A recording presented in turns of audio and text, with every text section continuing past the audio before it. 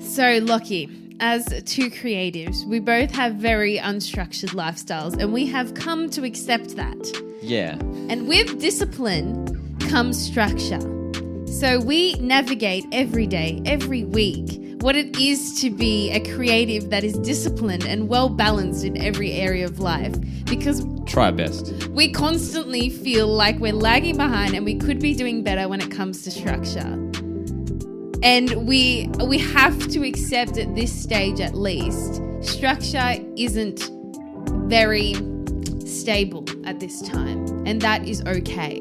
Yeah, I think it is okay. It's something that, as you mentioned, in the early stages, I think it's something that you have to sacrifice. Yep. And that you have to let go of and understand that things, especially life as a creative, I think as we're learning, is it's not all, pretty skies and butterflies. It's dirty work some of the time, It's putting in the long hours and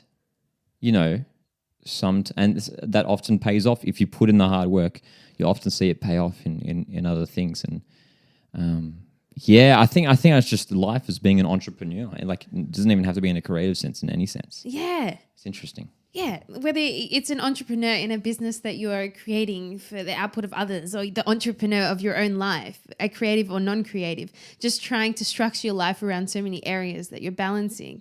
There is such a weird understanding of like trying to know whether you're justified enough to have a good break, where the break should be. What is the structure? It's every day you really have to, or take it week by week. It's such a weird sort of gray area. And it's true. There is dirty work in being a creative or a self-entrepreneur. Again, whether it's for a profitable business or it's the business of your own life running, because people function in a state of flow very well. And when we get in a state of flow, it's not always predictable as to when that's going to happen. You can be like, start something and feel like, oh, I'm just not getting into it, and give it so much time, and it's just not feeling like it's the right time. And then there's other times where you might start a project at 7 p.m. and you can just be completely lost in your mind about it. And it can feel so good. And it's good when you lose that sense of purpose and then you find yourself till 1 a.m. And like the sane sort of mind might be saying to you, or someone around you might be like, hey, isn't it time for bed? But if you can't necessarily plan that time that feeling is bringing, that sense of flow is bringing. It's good to just let it flow sometimes. Of course, there needs to be some limit, maybe not stay till 3 a.m. if you've got work at 8. But it's just like a really nice, it feels like a natural state, organic state of being when you can just get engrossed in something and just flow with it.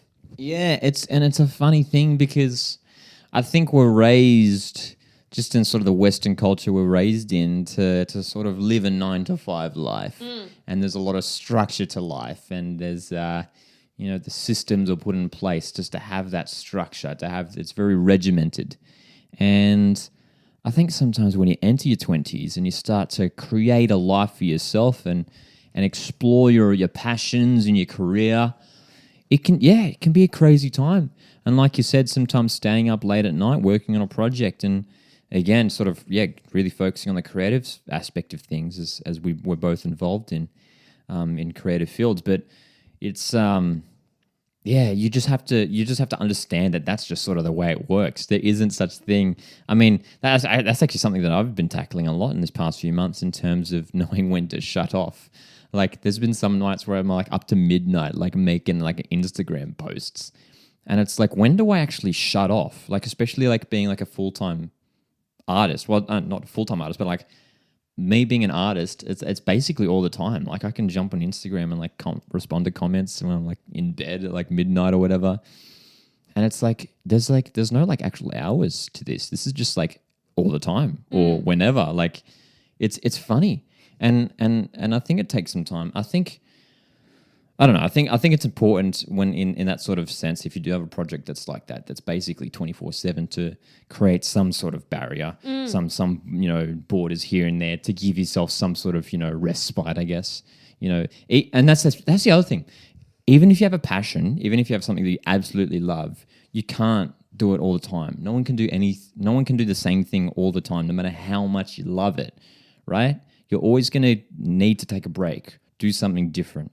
It's just human nature. Yep. We can't, like, that would be awesome. Yeah. Like, imagine, like, if you were really good at, painting artworks and you could sell artworks. It's like, well, yeah, why don't you just paint artwork like every hour of every day, all the time, just whenever you're awake? But it's like, it doesn't work like that. And especially in a creative sense, like, inspiration come and goes. And it's all about understanding your relationship with that and your relationship with understanding that it's not always permanent. That inspiration isn't always going to be there. And yeah, it's funny. There's been many times where I've sort of tried to structure out, I guess, my sort of creative times, and it never really works out. It really never really works out. Yeah. I try to time block it out, and I'm like, and then I think about it, and it's like, well, yeah, of course I'm not going to be motivated. Like, it's almost like I'm overthinking it when I've like scheduled it in and know that, like, oh yeah, for 3 hours at the end of the day, I'm going to be like doing some songwriting. Like, that doesn't work like that. You can't just be like, inspiration is going to happen between 3 and 6 p.m. this afternoon. It's like, no, it's like, yeah. And you hear it often, like, people like, oh, they like think of like a creative idea in the middle of the night and have to get up and like write it down.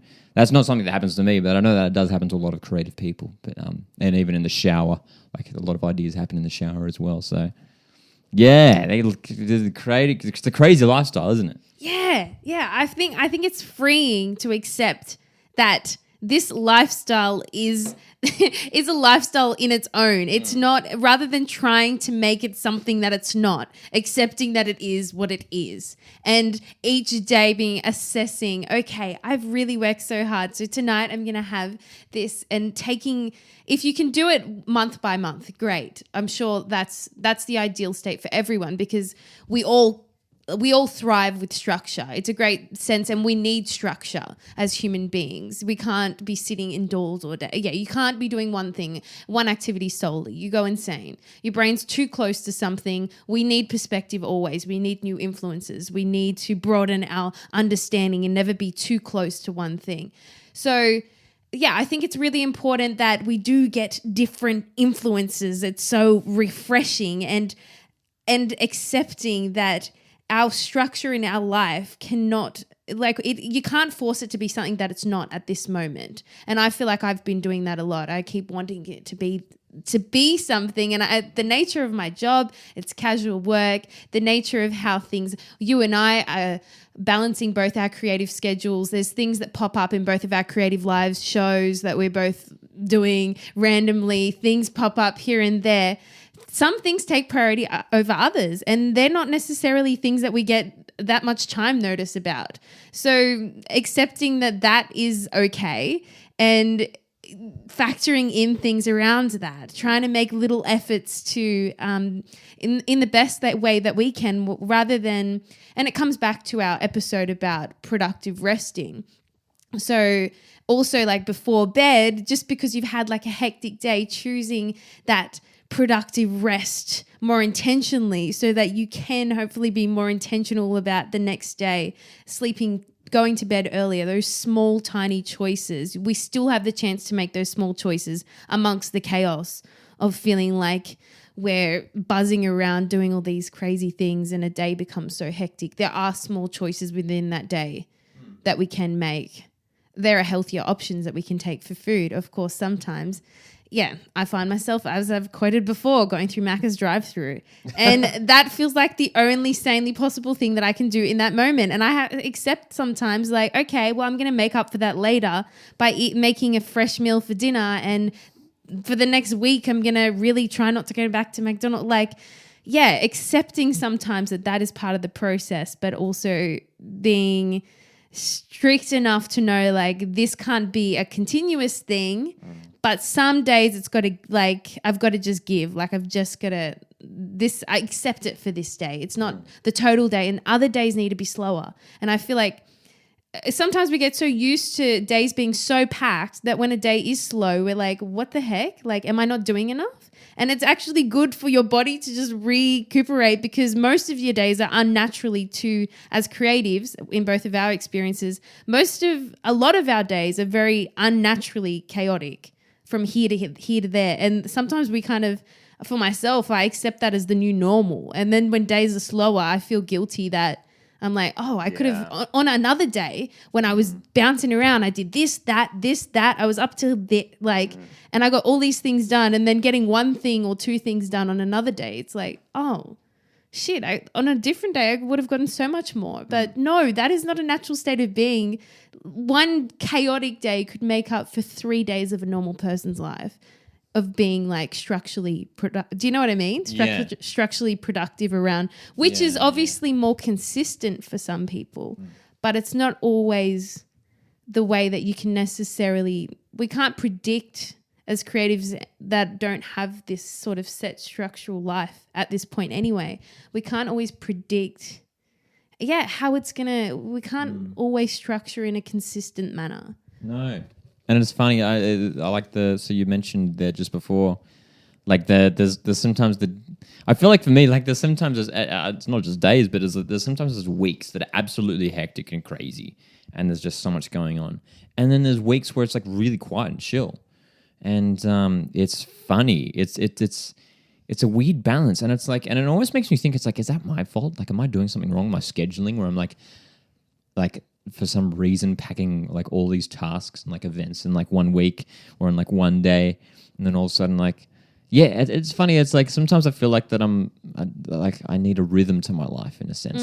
Like I don't know, like and even like thinking about it, talking about it now is like helping me like sort of like think through it and like what does that look like? And especially for a life as a creative, if you're like an entrepreneur in any sense, like it's so tricky to sort of find that balance and that rhythm, and like you said, like you feel guilty on the days where there's like not much going on. And like even like so recently I had a day where I was feeling tired and exhausted, and I had a gig the night before, and basically I was feeling really tired, and then and I had stuff that I needed to do during the day, just like all these like little tasks that I had to do, and I wasn't really getting anything done. And I remember telling you, I was like, is this because I'm genuinely tired? My body and my brain are exhausted and I need rest. Is my body telling me I need rest?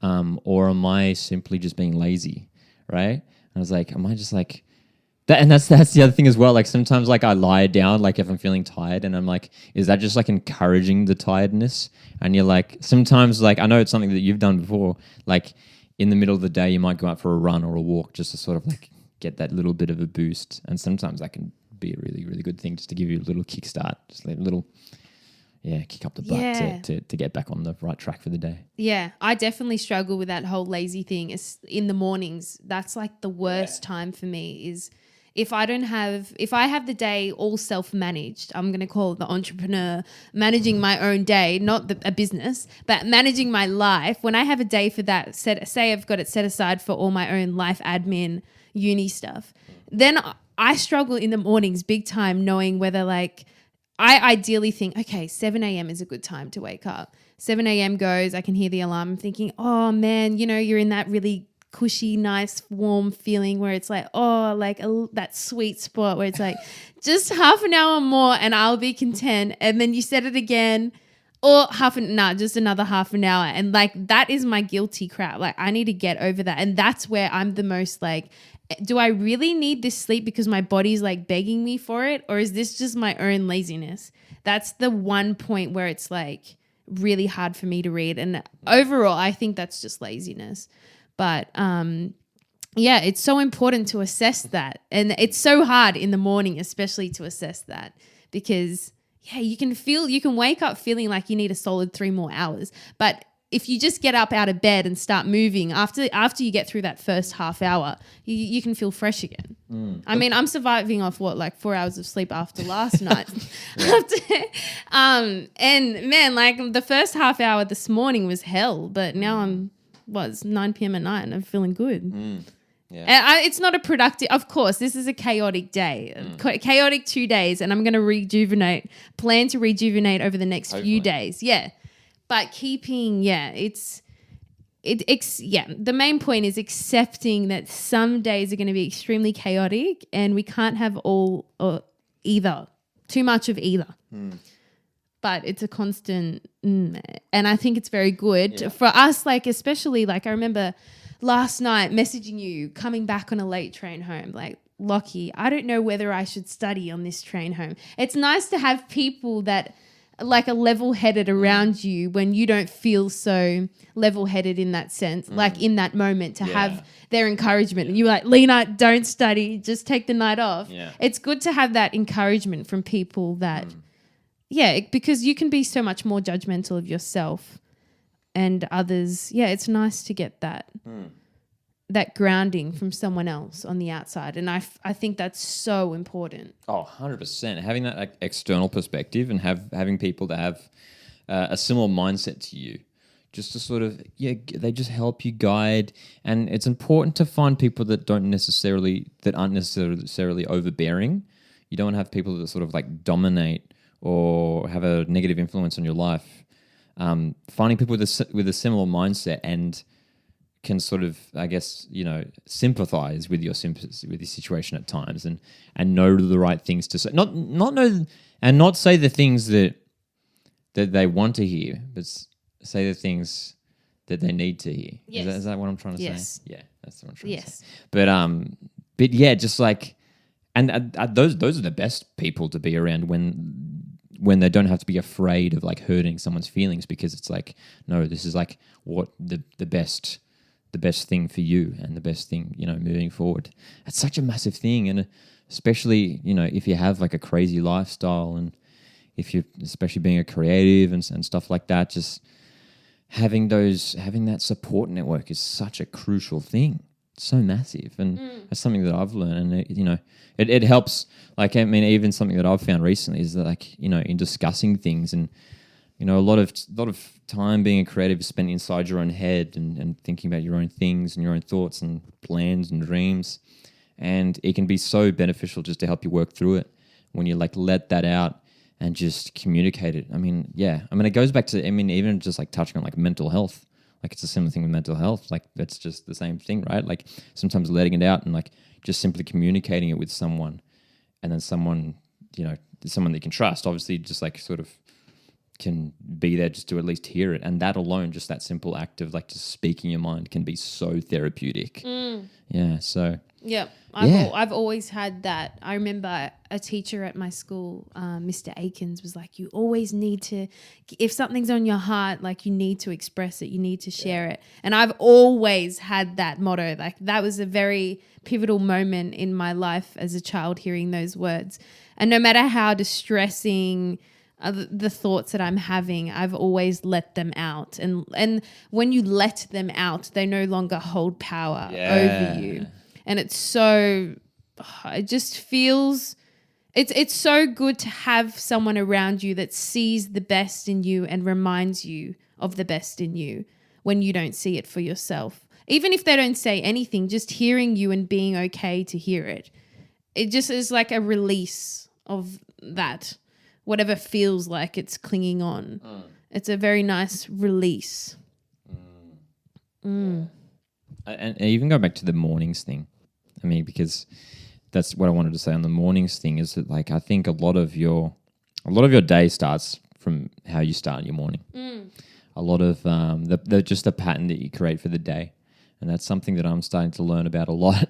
Yeah. And I keep talking about it heaps, but like just doing simple exercises like trying to sleep without the phone in the room, because you can so easily get stuck just scrolling on your phone in the morning when you wake up. Yeah, and just like prioritizing your sleep and your rest and really starting the morning right. I mean, and the morning starts the night before, right? Yeah. Starts when you go to bed. Yeah. Yeah. Yeah, it's very, I definitely agree, the way you set up your morning. And we hear it so many times. We see so many books, Oprah Winfrey. There's so many, there's the 5 a.m. club. And I think it would be a decent exercise for us to indulge in that for an episode, like to do some prep on that and present what we found and test that out, do a week of an experiment of us doing how successful that is. But there's so many successful people that start their morning a very disciplined way. And whatever way you want to structure it, I think whatever method, whatever time you want to wake up, I think it's important once you wake up to wake up, don't snooze, because that's already like giving yourself a little excuse, and then being intentional about your day ahead rather than distraction. Distraction is like, we go on social media, we get a great like little dopamine boost, that instant gratification, and our brain is susceptible in the morning. Like, we've just come out of a sleeping state. We're not necessarily like completely consciously straight like aware, and we're still warming up. If we're straight away indulging our heads, and I'm definitely guilty of this, of like reading messages, we're responding. Oprah Winfrey talks about this in a podcast on her Soul Sunday podcast. But yeah, we're opening our brains to being reactive to our environment. Rather than being reactive, we can be aware and more intentional about what we choose to react to. So I think I feel like in the morning, we're really wiring our brain as to how we're going to set out the day. And being very, I think taking things slower. If we feel that need to go on our phone, trying to hold off. That was one of my New Year's goals, and I'm still working on it every day. Delayed gratification. It's so easy. Like, you post a photo, you want to check it, or you wake up in the morning, you want to see if someone messaged you back. Try to challenge that and think, okay, I'll check it in 5 minutes, and just see how that feels. It feels annoying. It's like, who am I doing this for? I've done it before. Like, I do it every day. I try to challenge myself. Oh, what if I left it for 10? What if I go to the bathroom and I come back? And then how does that feel? I'm sitting in the bathroom thinking about, I just want to check it. Or if someone comes and has a conversation with me, I'm like, well, I can still come. Like, I can't believe how reliant you can become just to like, and it's so easy to justify that to yourself, thinking, oh, no one's watching. Oh, everyone's on their phone. But delayed gratification is so important. And that's so important for the creative process, because being, as we spoke about over dinner, being in the journey for the long run, not just for the validation. And I mean, I've gone all the way that far, but coming back to your day, if you start off with all this gratification, then it's just validation for what? Like, you're not necessarily getting any goals done, and we get so addicted to that feeling that it's hard to do mundane tasks that are necessary for our growth, our long-term growth, because they're not so validating in the short term, not at all. Yeah. Learning an instrument, man, it's so tedious. Oh, yeah. There's so many things that are so tedious. Yeah. Reading a good book, like a week ago, I was catching a train home from Sydney, and I was with my friend. My brain my brain was so fried from that class that I'd attended, and I just wanted to zone out. And I got out my iPad. I was watching Netflix, and we both do our own thing on the train back because we're both zonked out from the class. And she was drawing a picture of a cat. And I was like, mate, like, that takes so much like self-discipline. And she's like, yeah, I'm really trying not to resort to technology when I want to zone out. There's so many other methods. And I'm like, what?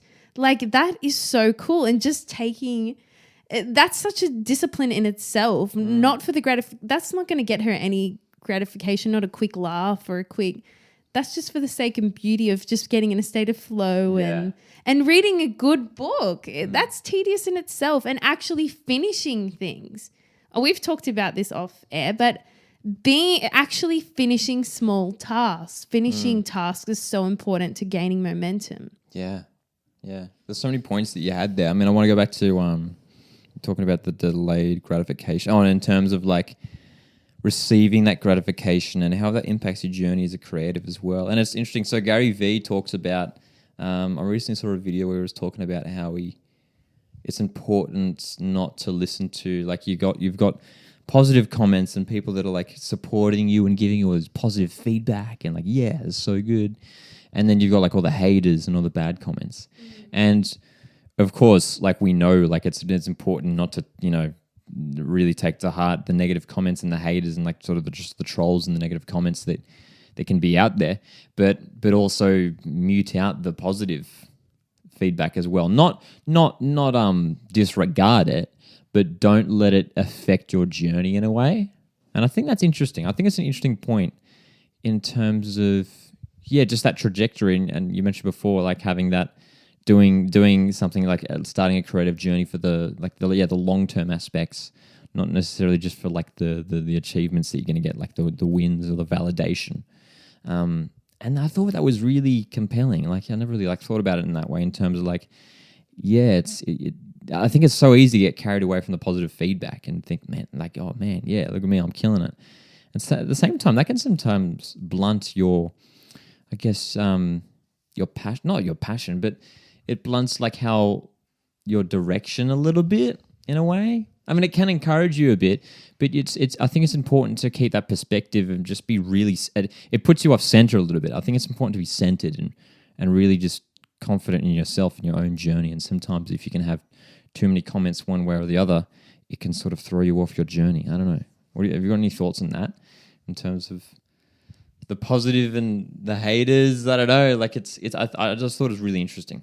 And I just was reminded of it now. Well, that's something that I really admire about you when you talk about your art, that you've always said to me, it's for the long run, it's for the long run. Like, and it makes me, that feels like so refreshing, because it's such a personal relationship with your art that it's like, I don't, like, of course we care because we have an ego, but your relationship with that art is so valuable that whatever comes out of it is great. And we do hope that it is great, but that nothing can take your relationship away from that. And keeping that thought pattern in your head, I think, is so important, to keep thinking, this is about my relationship with the art. It's not about what other people think about it. Yeah.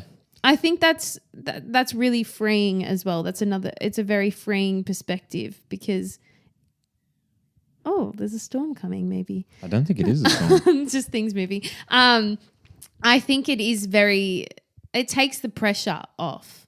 And yes, of course, as humans, we want to be validated.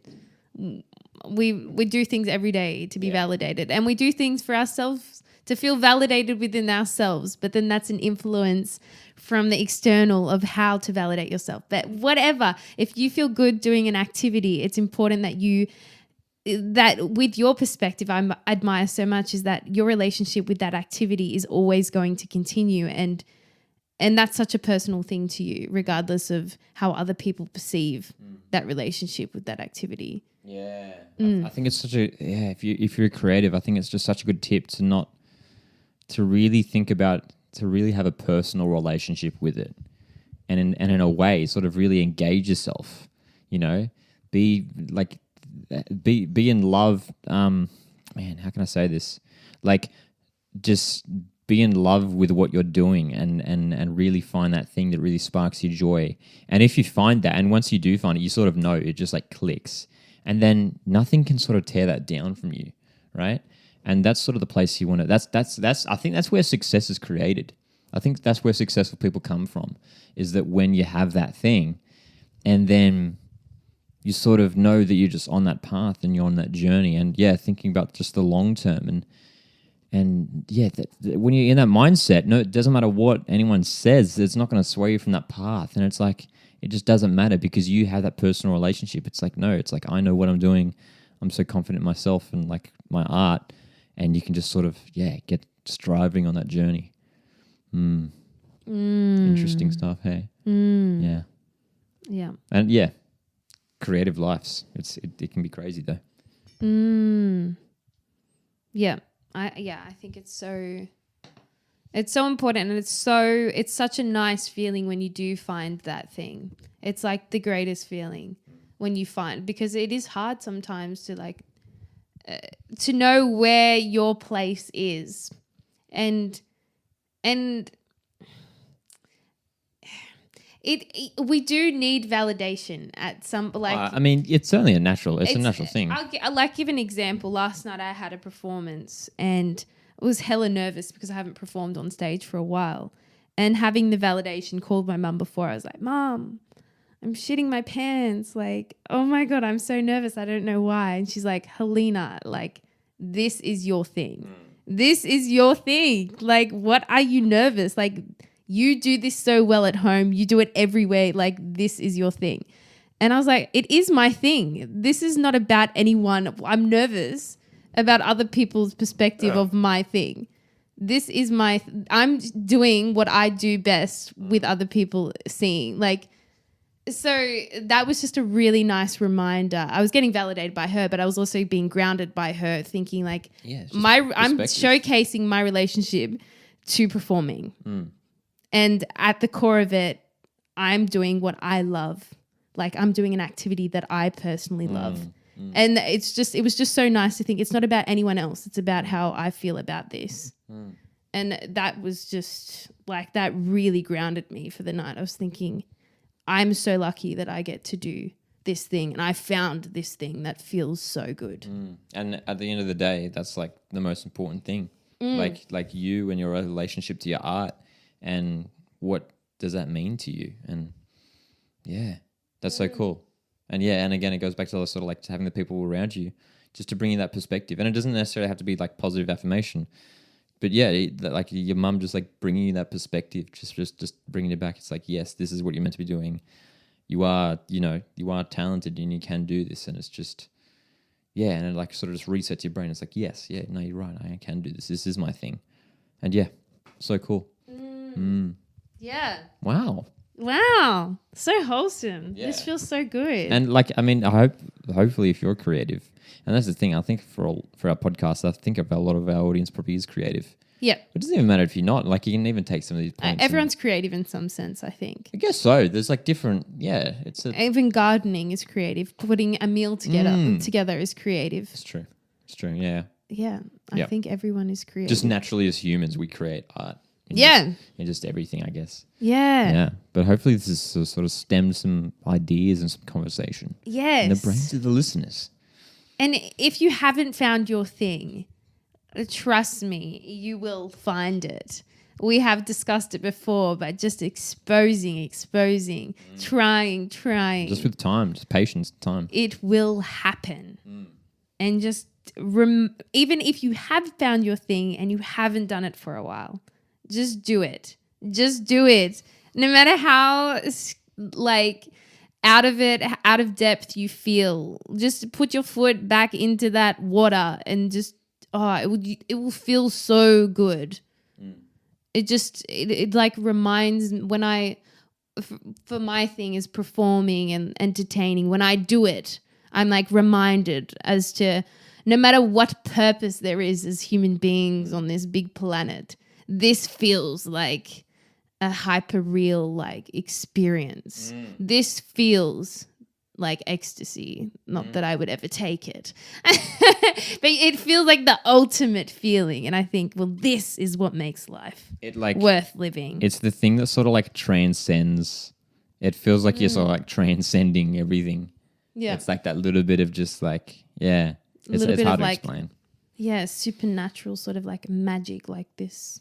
Yeah, I mean, that's the thing. I mean, like for me, like music is magic, like in my life. And, it's different for other people. Like you're going to have that little piece of, something in your life that sort of like creates that magic. And, I think it's going to be different for everyone. And everyone's going to have their own relationship and just sort of finding that. Yeah, it's cool. Yeah, it's awesome. Yeah, thank you so much for listening. That wraps up another episode of 20something. Yes. And we are available on all streaming platforms. We post every Friday at Fortnight, our new episode. And we would love if you enjoy our little podcast to rate on Apple Podcasts, wherever you listen, and leave a comment if you like. Yeah, we appreciate that so much. And we'd love to continue the conversation with you. So make sure you hit us up in the comments or send us a DM or a private message on any of the platforms. And you can head to our Linktree. We have our Linktree linked everywhere, which has takes you all the wonderful platforms that we exist on. Yes. Yeah. But thanks so much again for listening, guys. Appreciate it. It felt so good this episode. Indeed. Thank you. Bye. See ya.